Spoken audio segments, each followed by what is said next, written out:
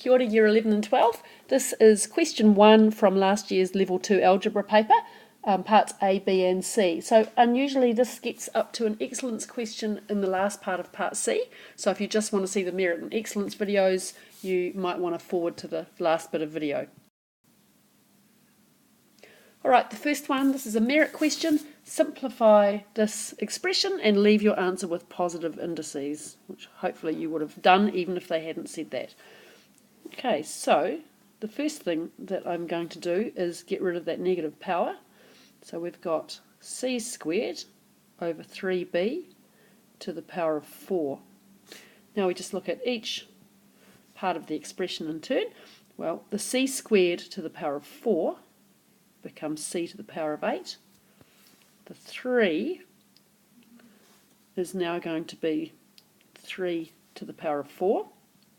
So I'm going to write this out slowly. So that's 3 to the power of 4, and then I've got b to the power of 4. And that equals c to the power of 8 over 81 b to the power of 4. So no fractional powers in there, but just remember they crop up often. Make sure you can handle those as well. On to part B. Write this expression in this form. In other words, complete the square on x squared minus 8x plus 10. So what we do is we focus on the first part of the expression and we look at how we can write it like this. As usual, I look at that second term here and I halve it. So we get x minus 4 squared. But we've accidentally added in negative 4 times negative 4. So we've added in 16.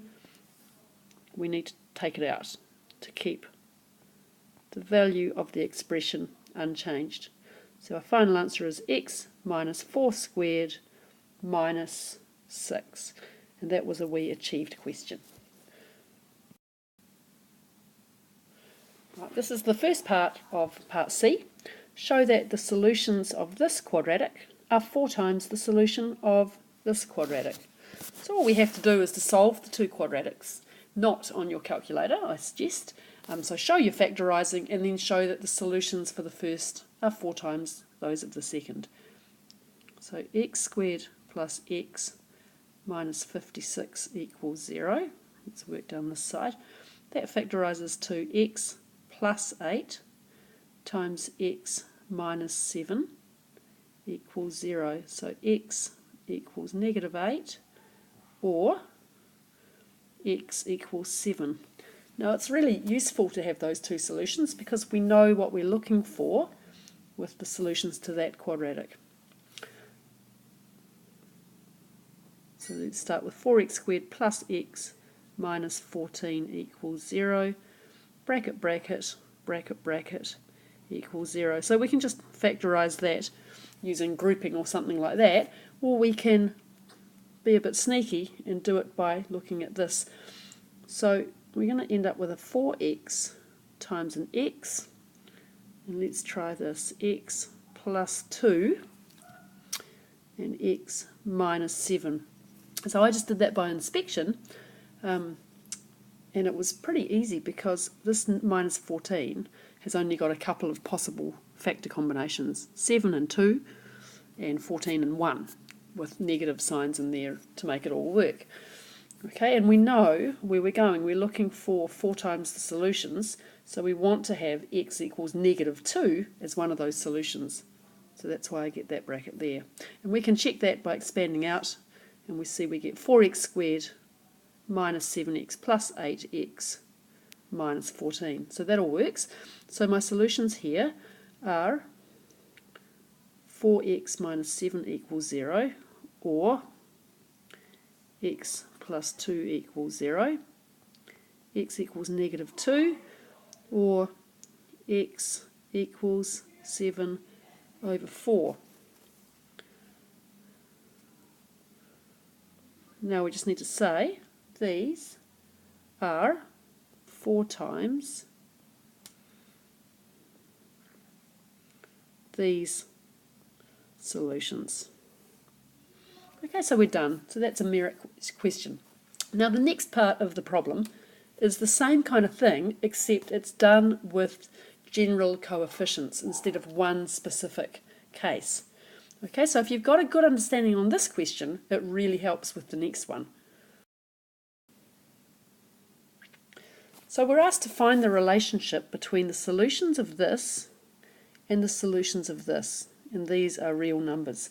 Obviously we can't factorise, so what we need to do is to use the quadratic formula on both of those. So we'll start with the first one. We've got dx squared plus ex plus f equals 0. So we write down our coefficients. A is d, b is e, and c is f.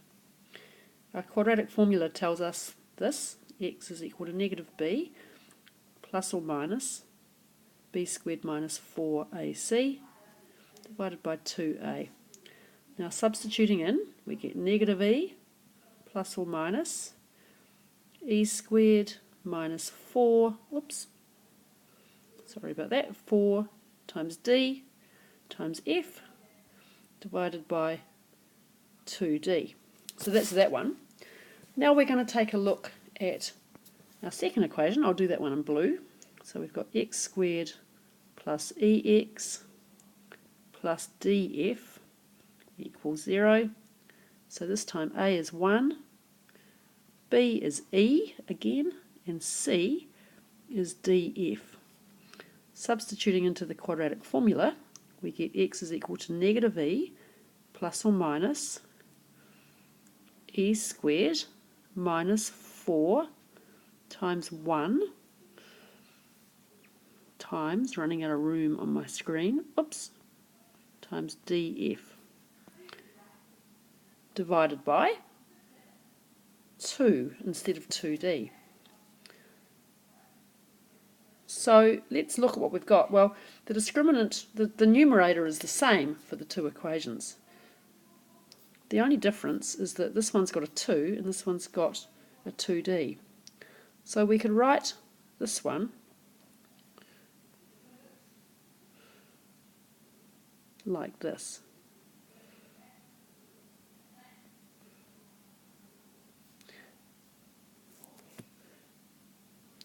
Okay, so what have we shown here? Well, we've shown that the solutions for the blue equation, the second one, this one here, are d times the solutions to this one.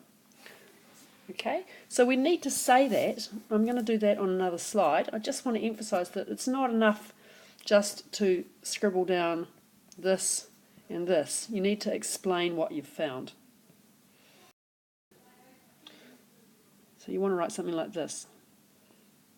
We've shown that the solutions to the second equation are d times